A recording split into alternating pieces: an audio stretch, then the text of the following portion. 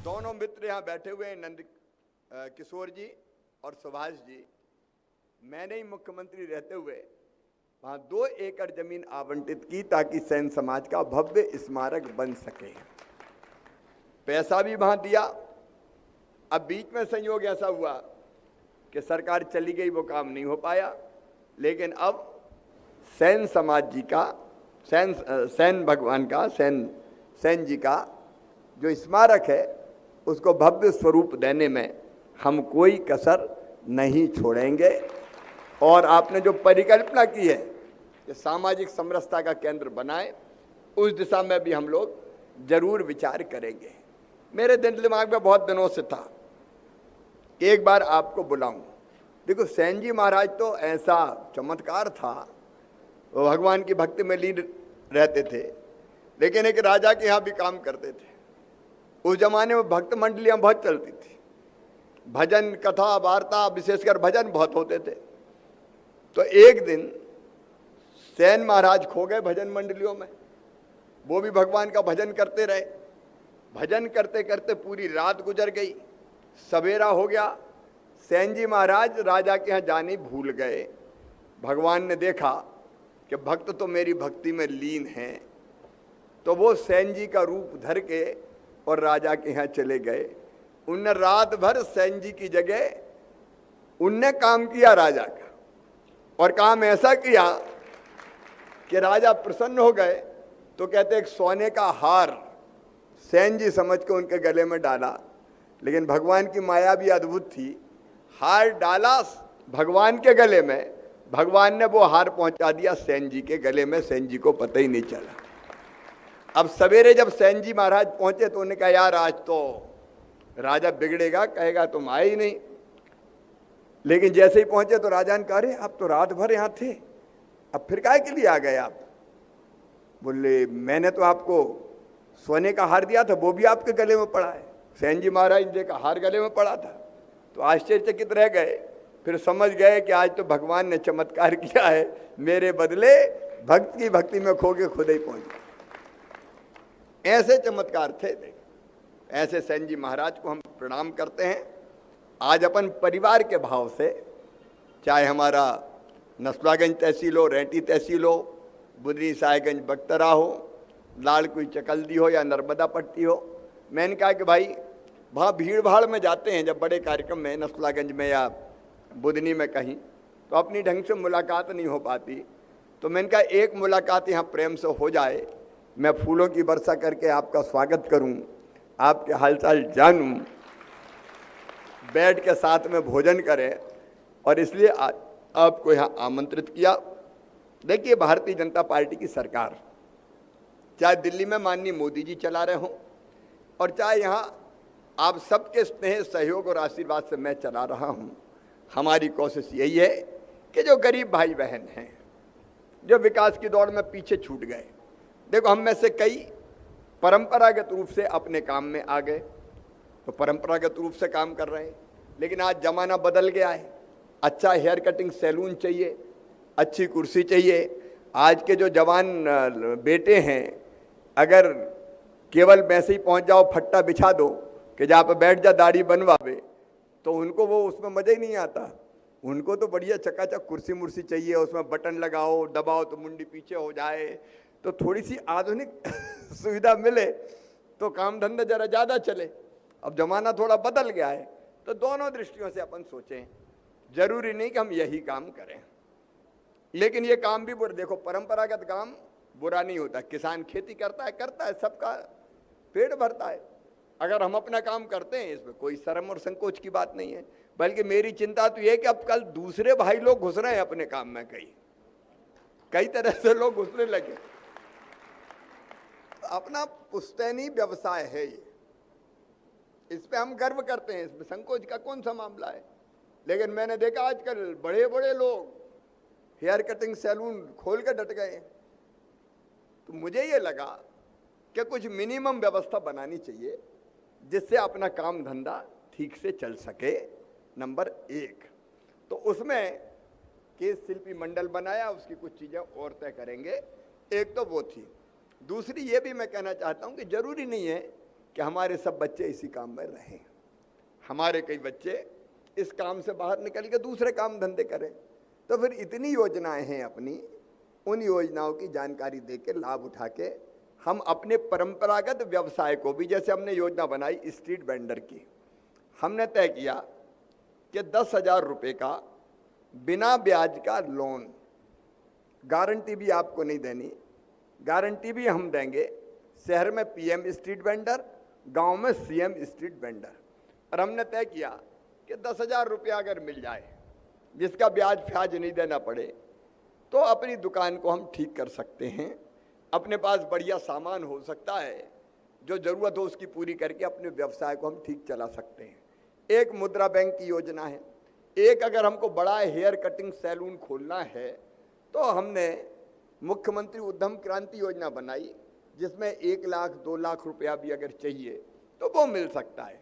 तो एक काम परंपरागत व्यवसाय को ठीक करने का, लेकिन उसके साथ दूसरा काम बच्चे ढंग से हमारे पढ़ाई करें, शिक्षित हों और अपनी प्रतिभा के दम पर बड़े पदों पर पहुँचें। आज मैं सैन समाज को हम एक प्रदेश का भी बुलाएंगे, सुभाष जी और नंद किशोर जी। अभी तो मुझे लगा कि बुधनी क्षेत्र का मैं बुला लूँ, इसलिए उनको बुलाया है। लेकिन हम कुछ ऐसी व्यवस्थाएं बनाएंगे कि जो बेटे बेटी हमारे पढ़ने में तेज होंगे, उन सबको पढ़ाई में पैसे की कमी नहीं आए, पैसे की कमी नहीं आए, और उनका एडमिशन अभी भी समाज वहाँ तय कर ले। रमाकांत जी बाकी सब लोग बैठे हैं। एक्स्ट्रा ऑर्डिनरी बच्चे अगर सैन समाज के निकलते हैं और उनका मेडिकल कॉलेज, इंजीनियरिंग कॉलेज में भी एडमिशन होता है, तो 5-7 लाख रुपया साल भी फीस हो तो मैं भरवाऊंगा, उसकी चिंता मत करना। तो हम कई तरह की ऐसी चीज़ों में प्रेरित करें बच्चों को कि वो ढंग से अध्ययन भी करें, उनकी पढ़ाई लिखाई ठीक चले, और पढ़ाई लिखाई के मामले में हर संभव मदद करने का काम अपन करेंगे। एक बात।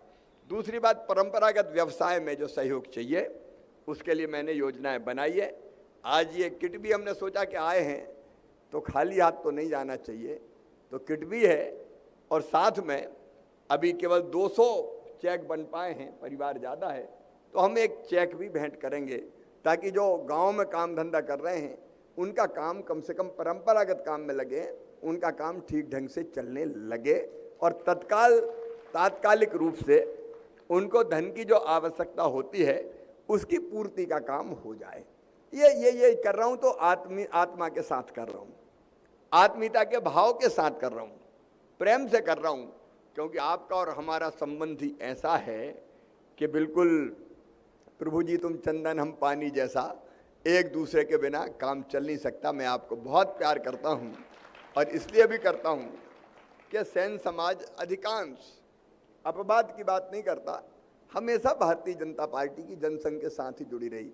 मैंने अपने क्षेत्र में साहेबगंज वगैरह में देखा, अच्छे अच्छे कार्यकर्ता ऐसे जो जान लड़ा दें, तो हमारा कर्तव्य है कि ऐसे भाई और बहनों को हम पूरी तरह से सहयोग करें। एक हम ये योजना बनाएंगे कि चाहे वो आवास की योजना हो, अपन जानते स्ट्रीट वेंडर का साहेबगंज में ही 10 लोगों को लाभ मिला, धीरे धीरे सूची बन जाए तो जो जो पात्र होते जाए उनको हम लाभ दिलाते चले जाएं। कुछ लोगों को उद्यम क्रांति योजना का लाभ मिले, कुछ मुद्रा योजना में लाभान्वित हो। वो ऐसी योजना रहती है जिनमें पैसा लेते हैं तो मैं गारंटी लूँगा लोन की, और ब्याज की सब्सिडी कुछ दूंगा, और आप फिर ज़्यादा पैसा लिया तो अच्छी दुकान चलाएं और पैसा वापस करते जाएं, और ज़रूरत पड़े तो फिर लेते जाएं। स्ट्रीट वेंडर में भी पहले 10,000 रुपया देते हैं लेकिन साल भर में अगर 10 आपने वापस कर दिए तो फिर आपको 20,000 मिल जाएंगे बिना ब्याज के। फिर 20 अगर वापस कर दिए तो अगली बार 50,000 मिल जाएंगे। तो कोई भी काम धंधा धीरे धीरे ऐसे ही बढ़ता है, ऐसे ही बढ़ता है। तो उस दिशा से हम कैसे, कलेक्टर यहाँ पे हैं हमारे, पूरी योजना बना के, कलेक्टर थे ना बैठे, तो हम लोग सैचुरेट करें धीरे धीरे, चाहे वो काम धंधे का मामला हो विभिन्न योजनाओं के अंतर्गत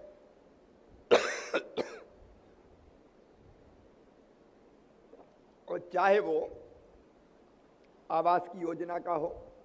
पात्रता जिस जिस चीज में है, राशन हम देते हैं फ्री में, फ्री में देने का मतलब क्या है? 5 किलो फ्री में प्रधानमंत्री गरीब कल्याण योजना का, 5 किलो मुख्यमंत्री अन्नपूर्णा योजना का 1 रुपया किलो। ये क्यों देते हैं? ये इसलिए देते हैं कि कम से कम भोजन के लिए पैसा खर्चा ना करना पड़े। जो पैसा हमारे पास आए, मेहनत की कमाई, उसको हम दूसरे कामों में लगा सकें।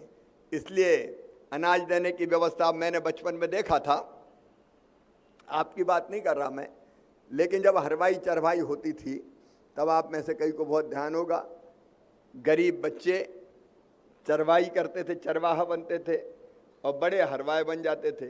तो कई बार सवेरे से लेके शाम तक उनसे खूब काम करवाते थे और थोड़ा ही लेट आए तो डांट डूंट भी होती थी, काहे रे कितनी देर हो गई, अब आओ है। तब से मुझे तकलीफ होती थी कि ये परिस्थिति बदलनी चाहिए, ये परिस्थिति बदलनी चाहिए। और इसलिए बचपन में मैंने जैत में आंदोलन चलाया था, रमाकांत जी को ध्यान होगा, 2.5 पाई नहीं 5 पाई लेंगे, नहीं तो काम बंद करेंगे। और उसमें मेरी बहुत पिटाई हुई थी, ये भी पता होगा आपको कि मुरा बिगाड़ में आ गो जो 2.5 पाई की 5 पाई करवा रहा हूँ। लेकिन जैसे ही मैं मुख्यमंत्री बना भैया, हमने कहा कि मजबूर रहने ही मत दो मजदूर को, मजबूर काहे को रहने दो, भरपूर राशन मिल जाए, बच्चों की पढ़ाई की व्यवस्था हो जाए, धीरे धीरे रहने का मकान मिल जाए, पढ़ाई लिखाई हो जाए, बीमार हो जाए तो इलाज में भी मैं कसर नहीं छोड़ता। आपको पता है, पता भर मुझे चल जाए कि कोई बीमार है तो मैं इलाज की व्यवस्था करवाता हूँ।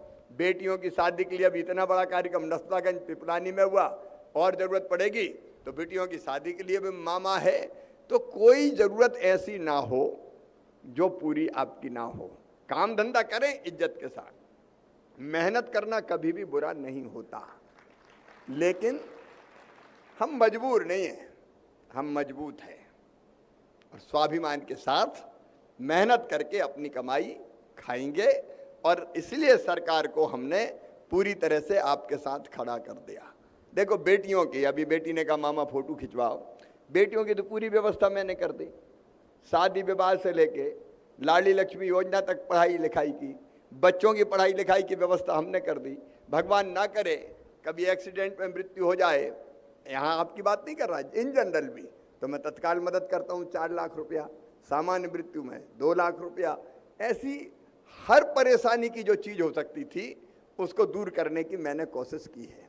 सरकार इसलिए, मैं मुख्यमंत्री इसलिए कि जनता के बेहतर काम में आ सकूं, आपकी बेहतर और अच्छी सेवा करके आपकी जिंदगी को बेहतर बनाने का काम कर सकूं, जीवन स्तर ऊंचा उठाने के लिए काम कर सकूं। इसलिए अपन मुख्यमंत्री हैं और दूसरे काम के लिए थोड़ी है। तो लगातार उसी काम में लगे हैं। आज बहुत लंबा भाषण मुझे नहीं देना, लेकिन एक जो अन्य योजनाएं हैं उनका लाभ समाज को मिले उसका प्रयास पूरा करना है, जिसमें स्ट्रीट वेंडर से लेके पात्रता पे आवास तक राशन सबको मिल रहा है कि नहीं मिल रहा, बच्चों की पढ़ाई लिखाई की व्यवस्था, विशेषकर उच्च शिक्षा जिसकी फीस नहीं भरी जाती तो वो मैं करूँगा। और परंपरागत व्यवसाय में आज भी हम, अभी 200 चेक बने हैं तो अभी क्या करेंगे, अभी देंगे या तो 200 चेक हम आज देंगे और जो बचे हुए 200 के आसपास होंगे वो फिर हम कैसे भेजेंगे ये पार्टी तय करेगी। आप जरा देख लीजिएगा सांसद जी और पार्टी, तो वो चेक भी पहुंच जाएंगे। एक किट आपको दिया ही है, वो तो जी भर के आपको देखना था, आपसे बात करनी थी, आपसे मिलना था, इसलिए कार्यक्रम आपका रखा है। आपका एक बार मैं फिर हृदय से यहाँ बहुत बहुत स्वागत करता हूँ। अपने ही घर पे आप आए हैं, जब तक मैं मुख्यमंत्री हूँ तो सीएम हाउस अपना ही है, कोई दिक्कत की बात ही नहीं है। इसके बाद कुछ योजनाओं का लाभ यहाँ देंगे अपन प्रतीकात्मक रूप से, और फिर सबके भोजन की व्यवस्था भी यहाँ की गई है। तो आप प्रेम से भोजन करके फिर जाइएगा। आप आए, मुझे बहुत अच्छा लगा। एक बार मैं फिर आप सबका हृदय से स्वागत करता हूँ। बहुत बहुत धन्यवाद, प्रणाम, नमस्कार।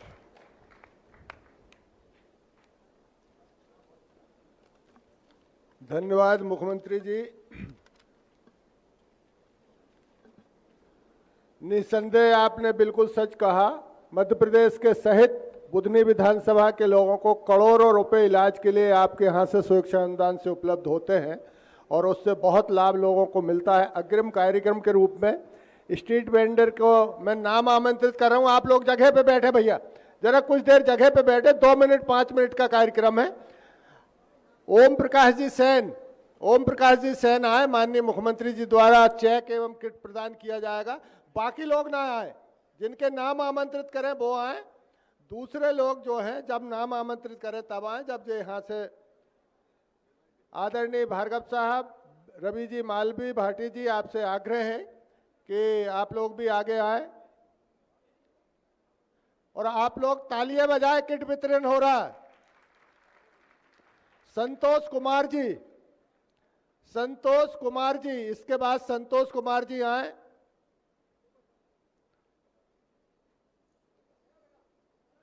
इसके बाद मंच के नीचे चिमन सेन जी आ जाएं। चिमन सेन जी मंच के नीचे खड़े रहें, जब एक व्यक्ति आ जाए वापस तब आप ऊपर आए। भाई चिमन सेन जी। इसके बाद ऋतु सेन, हमारे महिला कार्यकर्ता हैं, ऋतु सेन जी आए।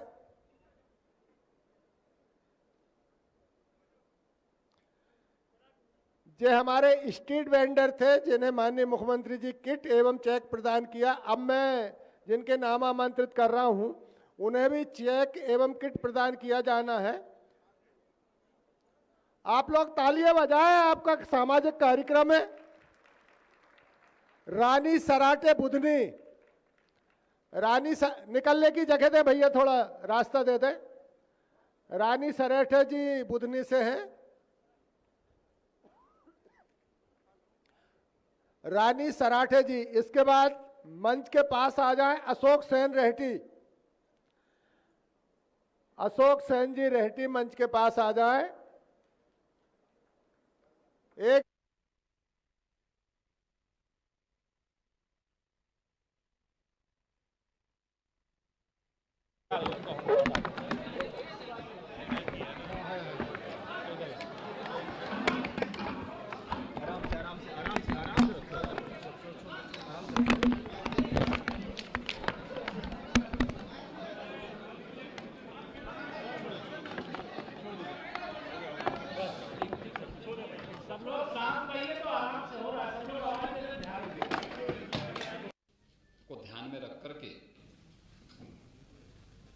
गांव, गरीब, किसान, नौजवान, महिलाएं, श्रमिक और समाज के प्रत्येक तबके को ध्यान में रख करके बनाया गया है। आदरणीय प्रधानमंत्री जी के नेतृत्व में, उनके मार्गदर्शन में लोक कल्याण संकल्प पत्र की भावनाओं के अनुरूप देश की सबसे बड़ी आबादी का राज्य उत्तर प्रदेश उन जन आकांक्षाओं की पूर्ति कर सके और समग्र विकास के लक्ष्य को प्राप्त करने में सहायक हो सके, इस दिशा से उत्तर प्रदेश सरकार का यह बजट 5 वर्षों का एक विजन भी है, जो प्रदेश के सर्वसमावेशी समग्र विकास के साथ साथ एक उज्जवल भविष्य की रूपरेखा भी तैयार करेगा।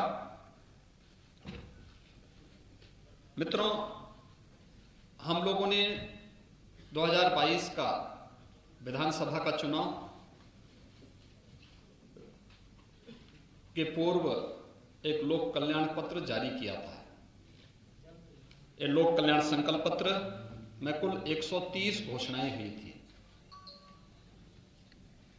इन 130 जो संकल्प हमारे लोक कल्याण संकल्प पत्र में थे, उसमें से 97 संकल्पों को हम लोगों ने इस बजट में, पहले ही बजट में स्थान दिया है और इसके लिए हम लोगों ने 54,883 करोड़ रुपए का भी प्रावधान किया है। जो संकल्प 130 संकल्प थे, उनमें से कुछ संकल्प पहले से चले आ रहे थे, कुछ नए थे। उनमें से 97 संकल्पों को आज यहाँ पर इस बजट में स्थान दिया गया है, जिसमें 44 संकल्प नए हैं। इनमें जो प्रमुख घोषणाएं हैं आज के बजट में, वह मुख्य रूप से उज्ज्वला योजना के अंतर्गत जो लाभार्थी परिवार हैं उनको वर्ष में 2 रसोई गैस के सिलेंडर उपलब्ध करवाने की घोषणा, और वह बजट में उन्हें स्थान दिया गया है। अन्नदाता किसानों के लिए भामाशाह भाव स्थिरता कोष की स्थापना के लिए धनराशि एक फंड की स्थापना की गई है। यहां पे हम लोग पहले से ही एमएसपी का लाभ धान, गेहूं और अन्य फसली के लिए किसानों को उपलब्ध कराते रहे हैं, लेकिन आलू, टमाटर, प्याज आदि फसलों के लिए इस प्रकार की व्यवस्था अब तक नहीं थी। इस बजट में हम लोगों ने अपने अन्नदाता किसानों को राहत देने के लिए भाव स्थिरता कोष की स्थापना भी की है और उस कोष के लिए भी व्यवस्था की है। प्रदेश के अंदर आदरणीय प्रधानमंत्री जी का जो देश के लिए विजन है कि हम फर्टिलाइजर, केमिकल और पेस्टिसाइड में कमी लाते हुए प्राकृतिक खेती को बढ़ावा दे सकें। प्राकृतिक खेती की दिशा उत्तर प्रदेश ने आदरणीय प्रधानमंत्री जी के मार्गदर्शन में पहले से ही अपनी कार्य योजना बनाई थी और उस कार्यक्रम के तहत यहाँ पे ट्रेनिंग के कुछ विशेष कार्यक्रम भी चले थे। प्रदेश में इस समय हजारों किसान ऐसे हैं जो प्राकृतिक खेती के साथ जुड़े हैं। उनके लिए टेस्टिंग लैब की स्थापना भी हर कमिश्नरी स्तर पर हम लोग स्थापित कर रहे हैं। लेकिन अगले 5 वर्ष के लिए संपूर्ण बुंदेलखंड को प्राकृतिक खेती योजना के साथ जोड़ने की कार्रवाई को भी हम लोगों ने इस योजना में लिया है। इससे पहले गंगा के किनारे के जो 5-5 किलोमीटर के दायरे के क्षेत्र हैं, भारत सरकार के साथ मिलकर के इस कार्य योजना को हम आगे बढ़ा रहे हैं। लोक कल्याण संकल्प पत्र में एक और घोषणा हम लोगों ने की थी, वह थी किसानों के लिए सिंचाई की योजना की व्यवस्था अगले 5 वर्ष के अंदर यानी 0 तक पहुंचाना, फ्री में उन्हें सिंचाई की सुविधा उपलब्ध हो सके। इसके लिए हम लोग पीएम कुसुम योजना के अंतर्गत निःशुल्क सोलर पैनल उपलब्ध कराने की कार्रवाई को आगे बढ़ा रहे हैं। 15,000 से अधिक सोलर पैनल की कार्रवाई को इस वित्तीय वर्ष में हम लोगों ने इस बजट का हिस्सा बनाया है, जिसका लाभ हमारे अन्नदाता किसानों को प्राप्त होगा। इसके अलावा प्रदेश के अंदर हम लोगों ने जो अन्नदाता किसानों की दृष्टि से अन्य जो तमाम घोषणाएं की हैं, जो इस बजट में हम लोगों ने इसे स्थान दिया है, जो प्रस्ताव दिए हैं, उसमें एमएसपी का लाभ हमारे अन्नदाता किसानों को प्राप्त हो सके, इसके लिए बजट का प्रावधान सिंचाई की अवशेष परियोजनाओं को आगे बढ़ाने के साथ ही 1000 करोड़ रुपए की लागत से लघु सिंचाई की परियोजनाओं को पूरा करने के लिए भी एक विशेष प्रावधान इसमें दिया गया है।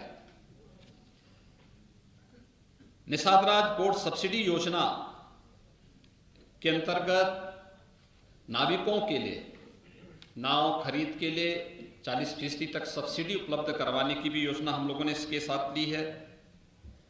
और प्रदेश के अंदर गरीब कल्याण योजना के अंतर्गत एक गरीब कल्याण कार्ड भी जारी करने के लिए संपूर्ण परिवार सर्वेक्षण योजना को भी हम लोगों ने लिया है, जिससे पता लग सके कौन परिवार ऐसा है कि जो योजनाओं में केंद्र और प्रदेश सरकार की योजनाओं से भी वंचित रह गया है और फिर उसके लिए एक स्पेशल स्कीम चलाना है।